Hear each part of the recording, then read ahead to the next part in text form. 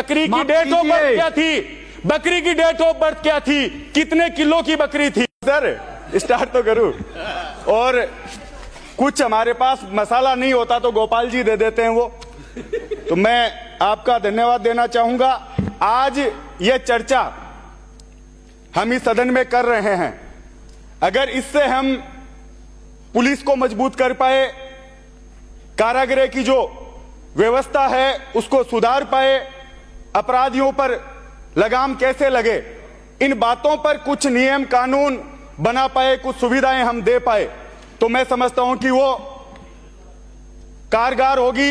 नहीं तो विपक्ष हम पे आरोप लगाएगा, हम उन पे लगाएंगे और इसी तरीके से हर बार ये चर्चा होती रहेगी। माननीय सभापति महोदय, इस राजस्थान जो शांति के प्रदेश के नाम से जाना जाता था, यहां लोग आकर बाहर दिल्ली से दूसरे प्रदेशों से बसते थे कि राजस्थान में अपराध कम है, लेकिन आज जब मैं इस मांग संख्या पर बोल रहा हूं तो क्या स्थिति इस राजस्थान की हो गई है। कारागृह की बात चल रही है, कोई और मंत्री यहां नहीं, बेडम साहब को बिठा रखा है, मुख्यमंत्री जी के प्रिय हैं, तो मैं आपसे कुछ बातें बोलूं तो मैं समझता हूं कि आप वहां तक पहुंचाएंगे और आप उस पर कुछ जनता को सुविधा देने के लायक कोई बात इस सदन में हो पाएगी। माननीय सभापति महोदय, स्थिति यह है कि जेल से मुख्यमंत्री जी को धमकी दी जा रही है, एक बार नहीं दो बार और 3 बार अपराधी जेल से बैठ के मुख्यमंत्री को धमका रहे हैं। कैसी कारागृह, कैसी व्यवस्था है, क्या गृह विभाग है, यह चिंताजनक है। इनके मंत्री जिन्होंने संघर्ष करके इनको सरकार में लाने का काम किया, वो कह रहे हैं मेरा फोन टेप हो रहा है, गृह मंत्री जी कह रहे हैं नहीं हो रहा, फिर वो कह रहे हैं फोन टेप हो रहा है। क्या व्यवस्था बन गई है। सरकार जब सत्ता में आई, सभापति महोदय, भजनलाल जी जब मुख्यमंत्री बने, बेडम साहब आपको मैं इसलिए कहना चाहता हूं कि आप उनके प्रिय हैं, उनके सेक्टर से आते हैं। जब भजनलाल जी मुख्यमंत्री बने तो उन्होंने सबसे पहला काम किया कि एंटी गैंगस्टर टास्क फोर्स बनाई। पूरे राजस्थान के लोगों में यह मैसेज गया कि मुख्यमंत्री जी बने, नए बने हैं, कुछ अच्छा करेंगे, बहुत प्रचार प्रसार उसका हुआ। हर सभा में मुख्यमंत्री जी ने कहा हमने एंटी गैंगस्टर टास्क फोर्स बना दी, अपराधी राजस्थान छोड़ के भाग जाएं। लेकिन आज वास्तविकता क्या है सभापति महोदय, क्या आप उस फोर्स को संसाधन उपलब्ध करा पा रहे हैं या वो आपकी राजनीति की शिकार हो चुकी है। इस पर आपको जवाब देना चाहिए।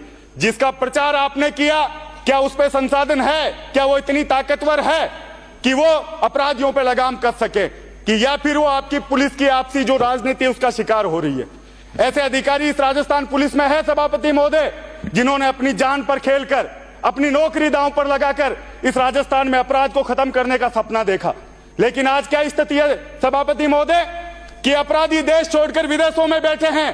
पहले व्यापारियों को धमकी आ रही थी, जैसे श्रवण जी कह रहे थे, आज गांव का सरपंच और पुजारी भी सुरक्षित नहीं है, उनको धमकाया जा रहा है विदेश से। इस तरह की व्यवस्था चल रही है। मैं आपसे निवेदन करना चाहूंगा, अगर आप चाहते हैं कि जो मुख्यमंत्री जी बोल रहे हैं, आपकी सरकार पर लोग भरोसा करें, उस फोर्स को, जो पुलिस है उसको नेताओं से फ्री करो।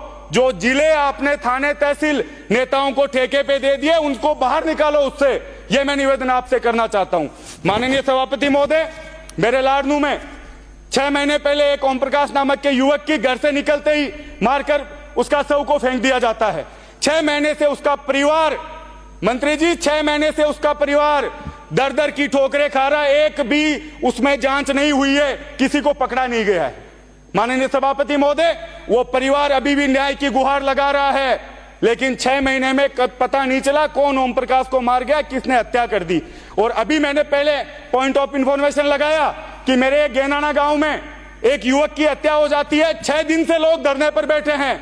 वहां का एसएचओ साहब, मैं आपका ध्यान आकर्षित करना चाहूंगा, जब किसान जाके थाने में उसकी बकरी चोरी हो गई तो जाता है, उसको कहता है कि बकरी की डेट ऑफ बर्थ क्या थी, बकरी की डेट ऑफ बर्थ क्या थी, कितने किलो की बकरी थी।